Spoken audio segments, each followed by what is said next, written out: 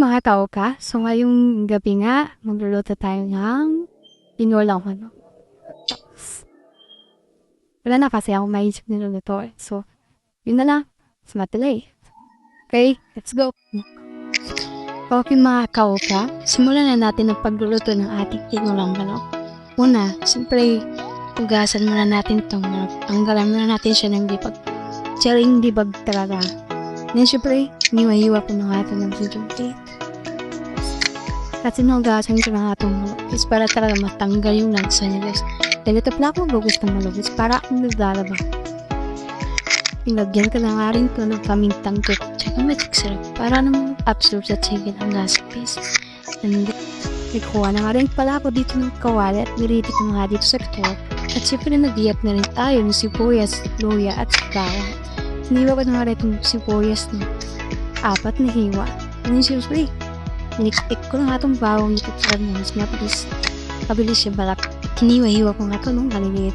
And siyempre sinunod ko na rin itong luya. Pinaratan. Siyempre hiniwa-hiwa ko na rin ito. And then siyempre naghiwa na rin tayo dito sa sitting tray. Inanggalan nga natin ito ng tulog sa may kulangot yan. Una ko palang ginisa itong bawang hanggang sa mag-golden brown siya at sinunod ko na nga itong sibuyas at luya. At ilagay na natin ang manok siguro din maluto ng pantay para mas sumarap ang sabaw. Siyempre, haluin na rin at pagkatapos natin na rin tapan nga natin ito para naman lumambot. Habang inaantay natin para ang manok at naghiwa na nga tayo dito ng sayote. Nakiniwa ko nga ito ng 2 beses at 3 beses. Mahakaw ka kasi hindi pantay yung akin ng sayote. Ganito po talaga ako magluto ng talong manok. Hinugasan ko lang itong sayote para naman tanggahin yung dumi. And then nag-get na rin din talaga ako dito ng dahon sa sili. Tingnan naman talaga baka may uot. Pinalagyan ko na nga itong manok. Muntik na masunog. Pinagyan ko na ito ng sabaw. Taglagay na rin ako ng punting patis at magic sarap. Pwede na nga natin ilagay itong sayote at sili para may kunting anghang. And then siyempre din natin makalimutan ang sa sili.